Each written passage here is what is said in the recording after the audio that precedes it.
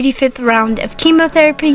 Thank you all so much for watching this vlog, and I'll see you next time. Bye. Hello everyone. So it is February 22nd, one day after my wife's anniversary. I do know that we are late on it. I do apologize.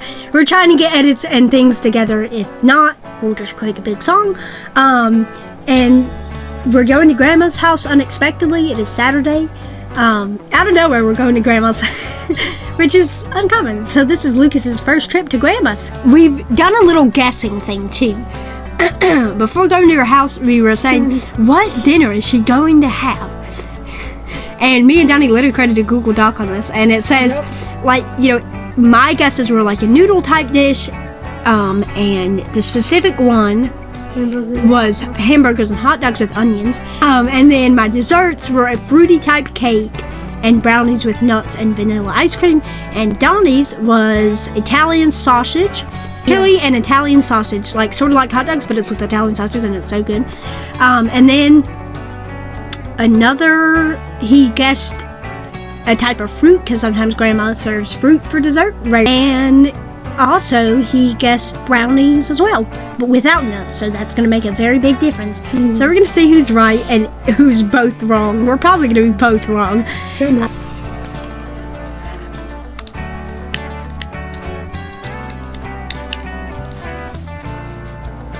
Pretty soon.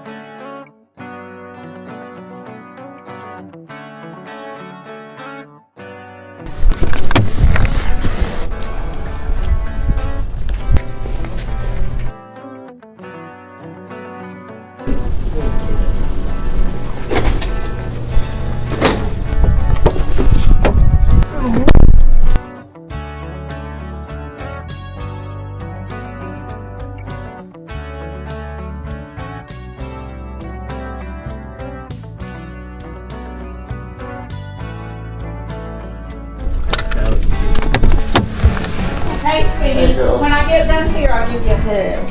How's my sweeties? Good, how are you? Good, good.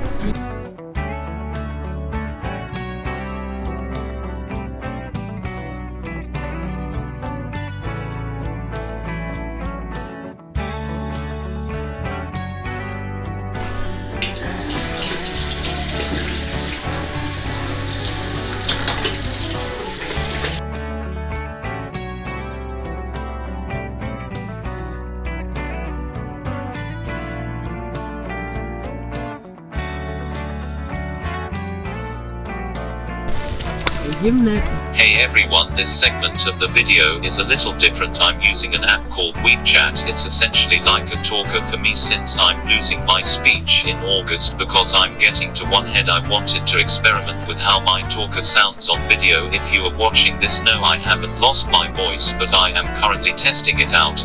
And if you're wondering why you cannot see my talker, that's because it's right down at my feet. I control my talker using a button that's on my lap to manually click the buttons and type in the talker when I lose my thumb ability, which will be way longer after I lose all my head strength. I will have to type using my eyes. It's going to be hard navigating a talker, but I do know I will get through it. ALS has been scary and it has taken away so much from me. If you all don't know, I was 5% head and 3.5% arms and 10% breathing in the beginning of my diagnosis, and now it's marking the end of February. On February 27th I will be 2% head and 2.6% arms, and I will be 8% breathing in March. It's been absolutely crazy. Again, thank you all for watching, and the typical vlog style will continue after this. This is in honor of Black History Month for us. We have some of our very prominent leaders within our community who are nice enough to come spend their time with you and discuss the history of Black history, not only here in Randolph County, but throughout the state and in our community. And also you'll have some time to look at our Juneteenth memorial that we have here. So as always, please make sure you give your undivided attention to our guests, and thank you guys. So a round of applause for all of our people here. Thank you. Now this was this is really from 1619 to about 1865. Now, many people who know the story of Juneteenth know that in Texas, even though the Emancipation Proclamation happened in 1863, that the slaves in Texas weren't actually freed until 1865. Well, guess what we have on our deeds? Some of these deeds date to 1865, which means it wasn't just happening where they were holding slaves after the emancipation in Texas. They were doing it right here in Randolph County as well, and we've got the documentation to show it. We're going to talk about these three ladies that are right in front of me that benefit all of us today. Can we give them a big round of applause, please? The first person I'm going to introduce is going to be, and I'm going to ask them to introduce themselves actually, but I'm going to give you the name. First of all, I'd like you to give a warm welcome to Miss Queenie Green. I just want to tell you a little bit about what I experienced. Mine was not as bad as some people, but we sat in the restaurants downtown, and there was a place called the Little Castle, which was right on the corner before you get to Hobbs.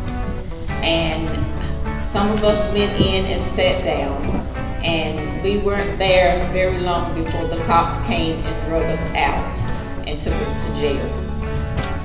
I didn't get hurt, and I'm thankful, but I went for a reason, and it happened. We're going to jump over here to this young lady right here. 12 and 13-year-olds, we were the lucky ones, because we were taken down to the police department, and they said, "How old are you?" And we tell them our age, and they go, "Well, we can't lock you up." They call our parents and come and get us. And I recall there was a drugstore, Man's Drugstore, right next to the hospital. And I decided to take my nephew in there. And I set him up at the counter, because you had these the countertops, the counters there that you could sit at. So I set him up there, and he was like 2. And I ordered him an ice cream, and I sat down beside him. He looks at my nephew. Well, my nephew was very fair, and you really couldn't tell that he was black or white. And the young man says to me, "He can sit, but you gotta get up." Not to me, you don't. It took me about 2 seconds at the age of 12 or 13 to tell that young man, "You better go get a manager, or I'm gonna pull you across that counter." The things I'd like to say to you young people today. This is our history. You are not responsible for the history of your ancestors, but you are responsible to learn from it and to teach your children better. If I had one advice to you today, would be, don't allow them to ban your books. You need to know your history.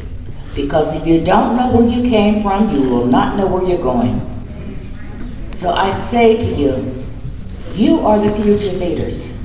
We paid our dues. It's time for you young people to stand up and say, no more. Have nothing to apologize. I hear the story, oh, it's going to hurt the feeling of our white children. Bull. You're young adults. You're not responsible for your ancestors. You don't know what happened. Some of your best friends are probably some young minority or black child. I want y'all to see something. Jane, can you stand up for 1 second, please? I just want y'all to see this. She been that height her whole life, y'all. And she was going after these people talking about pulling them over the counter. That takes some strength right there. The first black female city council person from Asheboro, and that is the one and only Miss Katie Snow. I hope I don't cry. I'm just about ready to scream. Anyway, I marched, and anywhere in the Courier Tribune, you will not see my name.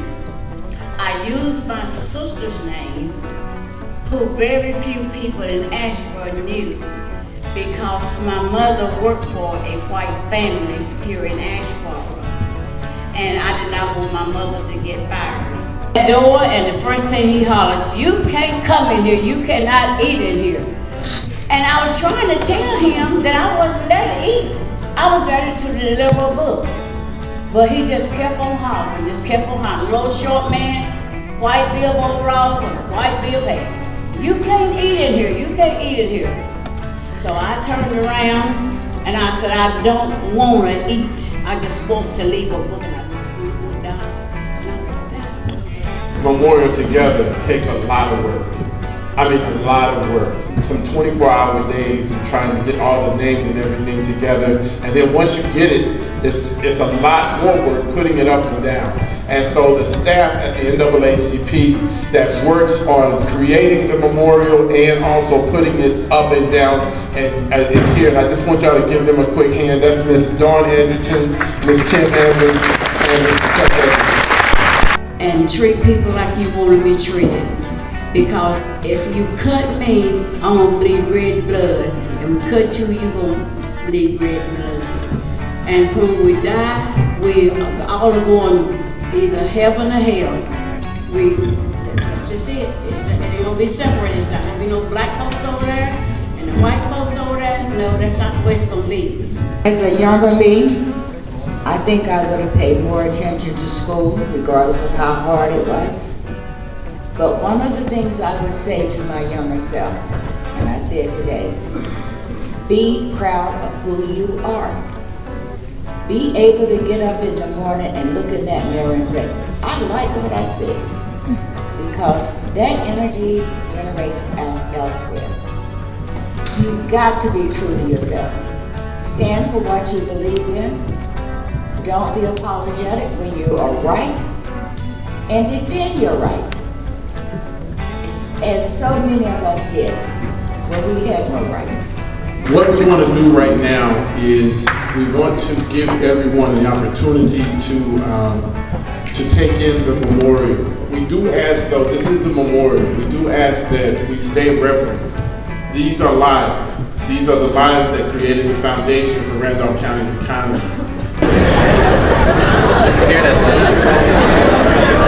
Invite them to Slackers and dinner, meeting with friends in Guilford. So one day after our birthday. Alright everyone, so sorry for the weird angle by the way, but today it's been a whirlwind of a weekly vlog. There has been several updates and I kind of sort of want to explain everything to you right now. It is Tuesday, I'm well aware. I am not postponing this vlog. In fact, I might post it today, just at a later date. You probably have all seen the community post of like, guys, we're postponing this weekly vlog until further date, because we had filmed a little clip last night of when we thought, I want to put emphasis on thought here, when Ollie was going to be born. And we're going to talk about that in a bit. So, obviously, you know, we posted a video almost 7 to 8 months ago that we found out that our sister was pregnant. So we went through an entire baby shower that was filled with gifts, fun times, and it was awesome, you know, to see and have the baby shower. And then they also went through a photo shoot. Sadly, we don't have a lot of those photos, but here is one from their photo shoot. Last night we got news that the parents were going to the hospital. Here is that clip. Exciting things are happening. Mac has think that her water just freaking broke. Be quiet. So either that she's going into labor. It is like 10, almost 12 a.m. and not almost, but you know, it's 10 p.m. at night, and Mac thinks her water just broke. And so we might be able to see the baby tomorrow, or somewhere around tomorrow if she's in labor. You know, so we're excited. So on that night, we were like in a frantic surprise because it was so late at night and it was 10 p.m. And we were like, guys, you know, the baby's going to be born. Or we thought the baby was going to be born. We went to bed and the parents come home.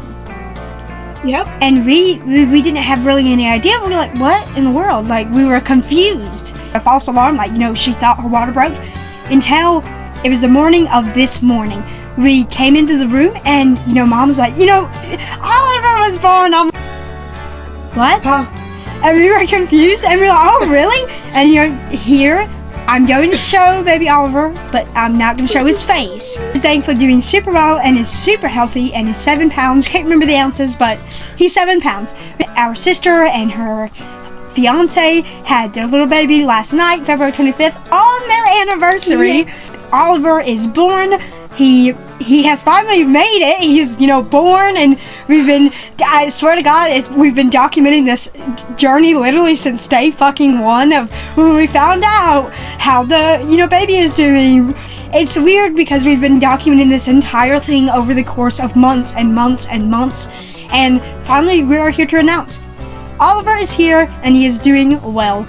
All this week's portions of videos besides the baby clips that I'm talking about will be before this. So even if you see something that's literally filmed today, that says, filmed, don't worry. That's before this. So what you're watching right now is after that. All of that. So we're gonna have to deduct this vlog a lot.